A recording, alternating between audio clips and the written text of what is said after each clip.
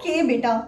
So, if you are giving your September 25 CA examinations, high chances that you are falling into this one trap. You are committing this one mistake 20 to 25 days before CA examinations because I know the pressure is high, extremely high. यार मैं भी आपकी जगह पे रहूंगी तो मुझे भी अभी डर लगेगा, nervousness फील होगी, anxiety फील होगी. We are not giving BCom examinations here.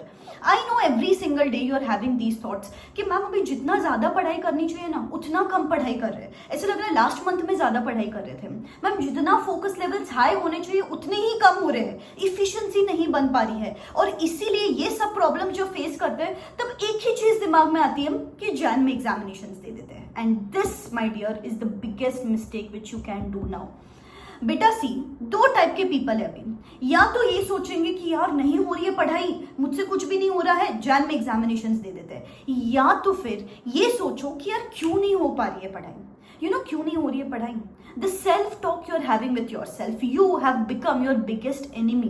क्या सोचते हो आप कॉन्स्टेंटली, मैं फेल हो गई तो, मैं डिजर्व नहीं करती हूँ, मैं केपेबल नहीं हूँ, मुझसे पढ़ाई नहीं हो रही है. Constantly you are belittling yourself. बेटा अगर आप चाहते हो ना कि आपका दिमाग आपको सपोर्ट करे in these last few days, you have to stand strong by your side. लेकिन आप खुद की ही अपोजिशन में खड़े हो कि मुझसे नहीं हो पाएगा, खुद के क्रिटिक बने हुए हो.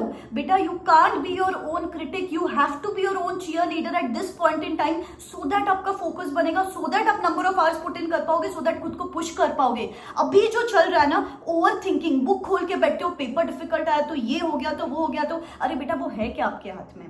You are constantly thinking about the things which is not in your hands. Paper difficult आया या नहीं आया उसके लिए आप अभी कुछ भी नहीं कर सकते हो. अभी क्या कर सकते हो, पढ़ाई कर सकते हो. अभी आप क्या कर सकते हो, मेहनत कर सकते हो. अभी पेपर सॉल्विंग कर सकते हो. अभी ये 20-25 डेज में जी जान लगा सकते हो.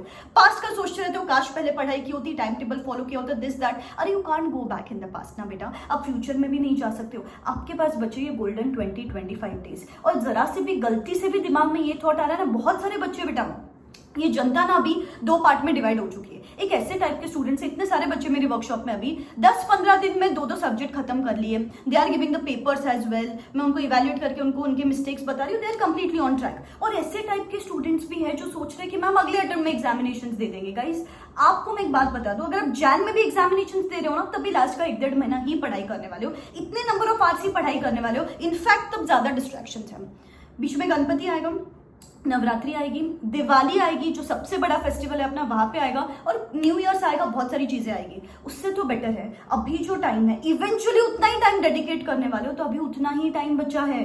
Please let us start giving our blood sweat and tears. अभी ना नंबर ऑफ डेज में मत काउंट करो. अभी ये जो दिन बचे ना number of hours wise count करो कि मेरे पास 25 डेज बचे हैं. मैं एक सब्जेक्ट को मैक्स टू मैक्स 100, 120, 150 आवर्स से डेडिकेट करूंगी. अगले अटेम्प्ट में भी पढ़ाई करूंगी तो why not I take up those books and start studying now as well. बेटा 25 डेज बचे, अगर 15-16 घंटे लगा के पढ़ाई की तो अभी भी उतना टाइम बचा हुआ है. एक दिन को 2-2 दिन के बराबर यूटिलाइज कर सकते हो. बेटा बस 1 महीने की बात है.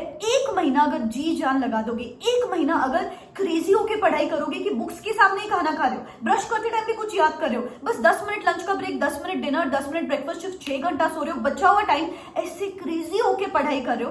फिर देखना जब रिजल्ट आएगा, रिजल्ट छोड़ो, जब एग्जामिनेशन खत्म करोगे ना, वो कोट अगर सुना है आपने, वर्क हार्ड पार्टी हार्डर. जो मजा आएगा आपको मजे करने में भी, जो मजा आएगा आपको सीरीज देखने में, जो मजा आएगा आपको फ्रेंड्स के साथ हैंग आउट करने में भी, दैट इज जस्ट इमेंस. अभी नहीं पढ़ाई करोगे ना तो एंजॉय भी ढंग से नहीं कर पाओगे. एंड जब रिजल्ट के दिन when you see those happy tears in your parents eyes, everything is just paid of. तो दिमाग में जरा सा भी थॉट आता है कि अगले अटेम्प्ट में एग्जामिनेशंस दे देते. एक तो ये जो हुआ है ना साल के 3 examinations, I think this is doing more bad than good. आपको ऑप्शन मिल गया है, अरे 3 महीने बाद दे देंगे, अभी नहीं हो रहा है बाद में दे देंगे. ऐसा करते करते you are finding a temporary escape. बेटा ये एस्केप करने से कुछ नहीं होगा. चलो मिनिमम बोलूं मैं आपको लगता है ना कुछ ही नहीं हो रहा है, एक पेपर एग्जामिशन ही लेके आओ, अगले अटेम्प्ट का लोड ही कम कर दो. अरे यार पेरेंट्स का सोचो बेटा, जो दिन रात सोच रहे इस बार बच्चा एग्जामिनेशन क्लियर कर लेगा. आप सोचो वो रिजल्ट के दिन बचे हुए लोग अपनी सक्सेस स्टोरी डाल रहे हो, अब वापस पढ़ाई कर रहे हो. अब तब वापस काश में सोचोगे, काश पढ़ाई की होती, एक पेपर एग्जामिशन ही लेके आते. बेटा something is better than nothing. So it's my urge to you, अगर जरा सा भी सोच रहे हो ना कि इस बार स्किप कर देते, अगले अटेम्प्ट में एग्जामिनेशन दे देते, this is the biggest blunder. क्योंकि बाद में प्रेशर अलग होगा कि यार लास्ट अटेम्प्ट मैंने स्किप किया था, ये सोच के कि अगले अटेम्प्ट में मेहनत करूंगी. मेहनत तो की नहीं, गिल्ट अलग रहेगा, प्रेशर अलग रहेगा, और पैनिक तो हमेशा ही रहने वाला है. सीए का एग्जामिनेशन से पैनिक हमेशा रहने वाला है.